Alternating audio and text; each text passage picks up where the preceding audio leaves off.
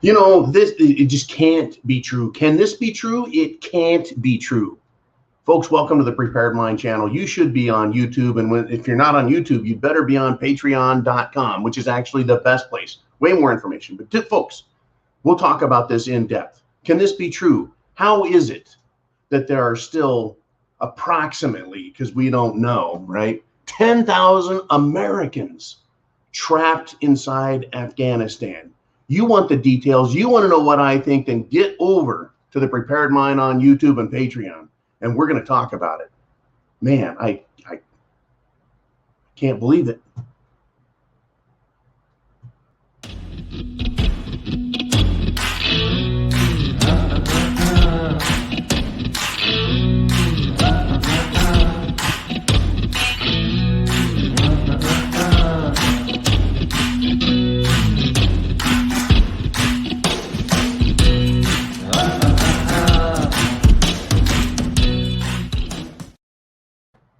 Okay, folks, we're going to talk about what is going to happen to us here in this country based on the behavior of our fearless leader there in Washington, D.C., or Delaware, or his mom's basement, or wherever the hell this guy is, right? Yeah, I pick up the phone, I check out what's being said, and I'm not a huge Sean Hannity fan, but there was a news headline, so I read it. And he said, quote, "Tonight as we speak, there are approximately 10,000 Americans that are still at Kabul's, that's Kabul, Afghanistan, as opposed to, I don't know, Kabul, Indiana, or Kabul, Nevada. Anyways, Kabul's international airport. 10,000 Americans. Now, when the Iranians took over the American embassy, in, was it 1979, and held Americans hostage. They held them hostage. They held them hostage for, I think the total was 444 days. The moment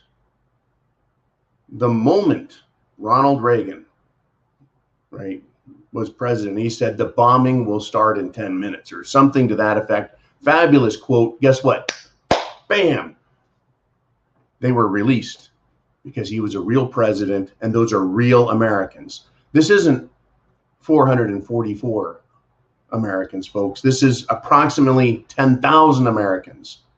And I guess, you know, according to Fox News, they're getting their news from somewhere. I don't think Sean Hannity flew his private jet over to Kabul to do a head count. 444 was enough for the United States president, well, first Jimmy Carter, to try an operation which failed, sadly, horribly, tragically failed. But Reagan got in there, and that was it. 444. This is 10,000 Americans. And folks, I'm not even talking about the horrors and the tragedy and the terror and the hellishness that the Afghani people are going to suffer at the hands of the Taliban. That's already started. And I'm sure those same things, those same horrors are being visited on Americans as they're being captured right now, as we speak. He said, yeah, tonight as we speak, there are approximately 10,000 Americans that are still at Kabul's international airport, right? My question is this: did the Biden administration wake up and in the middle of eating some of his porridge, his oatmeal, his Cheerios, or maybe his Wheaties, thought, you know what, why don't we just tell the military to get on the helicopters and planes and boats and get the hell out of there, and just can finish eating his breakfast? You don't come to those kind of decisions over a bowl of porridge. They had to have thought about it, talked about it, everything else, folks. Why weren't civilians evacuated before the military was removed? Okay, Americans, everyone out, get out now. We're leaving. The consequences are going to be bad. It could take a week. It could take a month. It could take 2 days. Yeah, it took 3 days, right? And how can you be in Afghanistan? This is the other part. How can you be in Afghanistan as an American and not realize that you are a political target, you're a religious target, you're a military target to be used for all those purposes, for politics, for theology, for military purposes, to show other people, right? That's what they do. I'll get into that some more. I mean, take you out in the square, put you on TV, execute you. That is a religious statement. It's a political statement. It is a military statement. This is what happens if you oppose us. And they'll do it to civilians, folks. Civilians are always the worst casualties. 10,000 Americans that are still there. Now, of course, the implications of discussing this series of events is global politics. It's geopolitical in nature, and it's military political in nature. What, this Americans trapped in Kabul, right? But why weren't they evacuated before and told, get out now? You've got a week to get out before we pull the military. This was a death sentence. And there is no way Biden could have not known it would come to this. There is no way, right? Now, here's the deal. They said, oh, yeah, basically, they've said the Secretary of Defense, the president, everyone is basically saying, yeah, we knew this was going to happen, that the Taliban were going to take it back. At the same time, they were like, oh, no. The Afghan government and military will be able to handle things.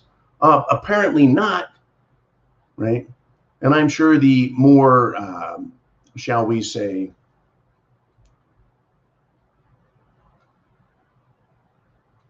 unprincipled Afghan military members probably stripped their uniforms off and gave the old war cry, la, la, la, la, la, la, la, la, and then said Allah Akbar and did their thing, right? Join the other side to save their skin. They're not principled, folks. They haven't had generations like Americans have had of freedom and liberty and being taught the value of it and seeing the value of it.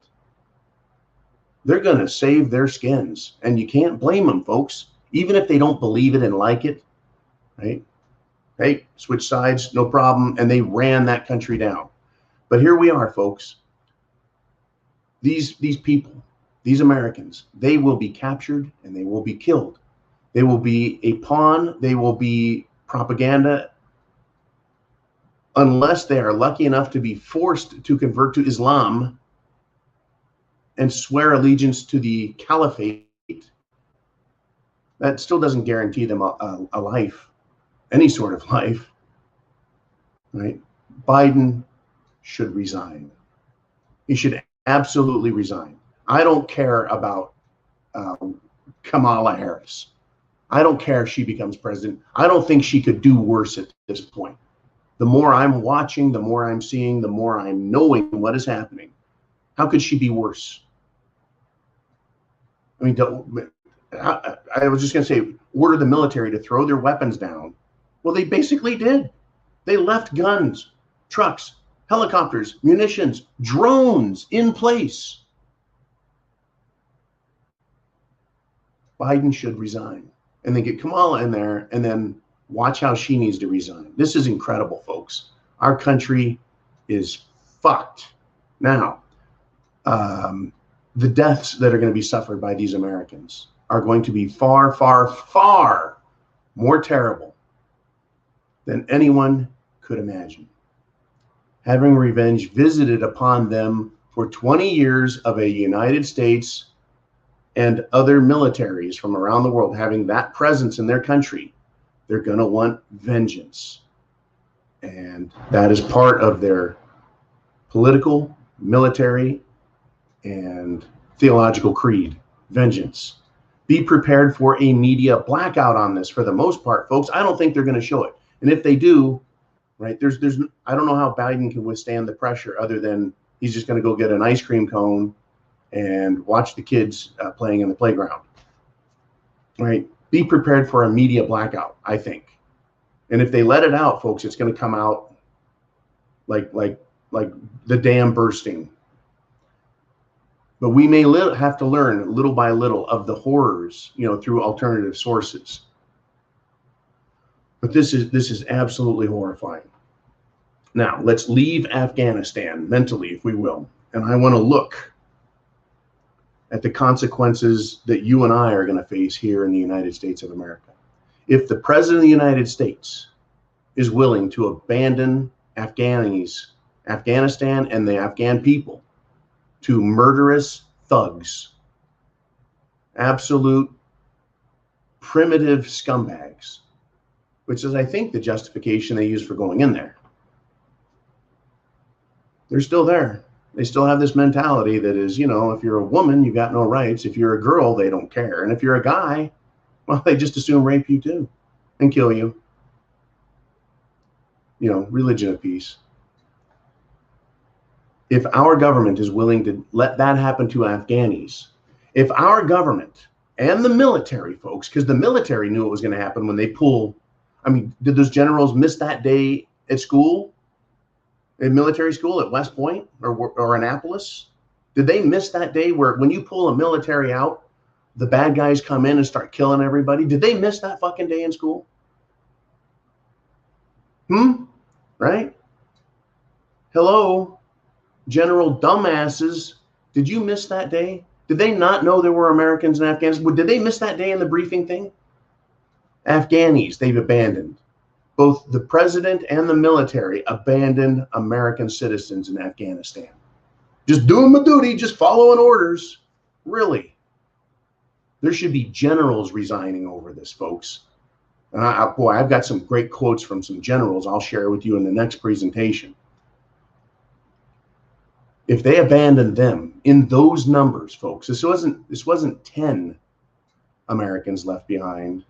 This is about 10,000. If that is going to happen, do you think Biden, do you think the military, do you think the Washington, D.C. bureaucracy gives a rat's spit about you and your family? What is that? 1 people, 5 people, 10 people, 20 people, you and your family? Do you think they care about you? Do you think they care about your city? Do you think they care about your state? Hell no, they don't care. We will be on our own, folks, when MadMax comes. They're going to say, well, you know, I can't do anything. They're going to go to their bunkers. They're going to make sure they're safe. They're going to sit back and go, well, you know, we didn't expect it to happen like that. Kind of like they didn't expect the Taliban to roar through Afghanistan as quickly as we roared in there with military tanks. Right? They're out there. I'm presuming they're riding horses, camels, and yaks, as well as picking up American equipment along the way. And they just stormed in and just took everything. I didn't hear about street-to-street fighting in Fallujah. I didn't hear about street-to-street fighting to take back things. No, it was abandoned. It's how fast can you get to Kabul and say you're in charge? Here in the United States, folks, did they do anything in 2020? Well, President Trump offered. He offered to send in the National Guard. It was refused by governors. It was refused by Democrat mayors. Democrat governors, Democrat mayors refused to stop the violence. Now, we don't just have that. Now we have Democrat mayors, Democrat governors, Democrat president, Democrat House of Representatives. Now, of course, for the House of Representatives, Nancy Pence Pelosi has erected a fortifying barricade, cement, wire, concertina wire, and has armed military protection at the Capitol. Oh, they'll have protection there. For the rest of the country, nope. Don't expect a lick of help from these people. You're going to be on your own when shit hits the fan. And if it goes Mad Max, you're going to be on your own. If you're a policeman, you're going to be on your own. Sheriff's deputies, on your own. Your allies who are people allied with you, who see things the same synoptically, with freedom and liberty, where life has value, where justice matters. We're going to be on our own to deal with that, folks, because this government in DC, the governments at the state level under Democrats, the government at the local level, what a great way to illustrate it. Local, state, feds. If they're Democrats, they don't care about you. You're going to be on your own. Federal government, you bet they're gonna open the border. Federal government, oh yeah, we don't. You're gonna take a pay cut because you want to disobey your governor. We'll give you money. This government, we're ready to abandon ship. Screw everyone else. I'm not telling you to revolt. I'm not telling you to do anything at all. I'm appraising you of a situation, giving you some opinions, telling you come to your own conclusion. What do you think? Do you think I'm being hyperbolic over this? Do you think this is just a bunch of political rhetoric? Do you think this is a misinterpretation of what has happened in Afghanistan and a misapplication of that example to what could happen in the United States of America? After all I have is 2020 hindsight, looking back at what Democrat mayors did, what Democrat governors did, and what Democrat Joe Biden, who are all, by the way, not Democrats, not really, no. These aren't the Democrats that your grandparents knew. These aren't even the Democrats your parents knew.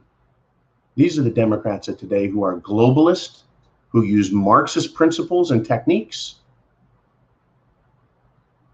who have infiltrated, taken positions of power, and are now ready to abandon America because they want it to fall apart so they can announce their new regime, their new caliphate, if you will. This is what's coming, folks, and hell is coming with it. Food, water, shelter, clothing, medicine, means of self-defense, and a plan. And the plan. Understand this. We're going to be left on our own. At some point, we're going to be abandoned at the federal, state, and local level because they don't give a fuck. They have an agenda, and only their agenda matters. All this is going on, and Jen Psaki takes the week off. All of this is going on, and Joe Biden went to his Delaware home, or was it Camp David? Camp David. All of this is going on. And Camp David, by the way, folks, is both a retreat and a strategy retreat. Right? A place to go to strategize, Camp David. They've had diplomatic accords there, and they plan operations there, as well as the president needs a day off to, recharge. Back down, John. Yeah. And again, folks, I'm not inciting violence. I'm not asking for violence. I'm not glamorizing violence. I'm not telling anyone, do things harmful, dangerous, illegal, unlawful. None of that. None of that. I just want you to be aware of what's happening. While out getting some fresh air, met somebody, said, hey, what do you think of this? They're like, had no idea. Well, what do you think of other things happening? Well, I'm not getting that. I said, okay, so you're pretty much informed? Yeah, but not about Afghanistan. Right? And I'm not using this to put that person down. I'm using as an example of how much information is out there. It's hard to keep up. And that's what we do here. You guys, by coming to the Prepared Mind and then sharing those videos, and then coming over to Patreon, $2 a month, only 7 cents a day. But there you get even more information. So you are fully aware, to the best of our ability, of what's happening, what are the consequences, what is the potential future. All of these things, folks. Hey, chance favors the prepared mind is yours. Godspeed, folks. Always faithful. Semper Fi. Be faithful to who you are, who you are, who you are. Be faithful to who you are. Because ultimately, if you can't be faithful or true to yourself, and it's hard to do, it ain't easy, nothing's easy. You will pay a price, or you will be forced to be faithful to someone else and something else. And people are starting to discover what that is, and they're waking up faster than ever. Help them wake up, help them become informed. Right? Do it. Get it out on Facebook, get it out on Twitter, get it out any way you can to get prepared now. I'll talk to you soon.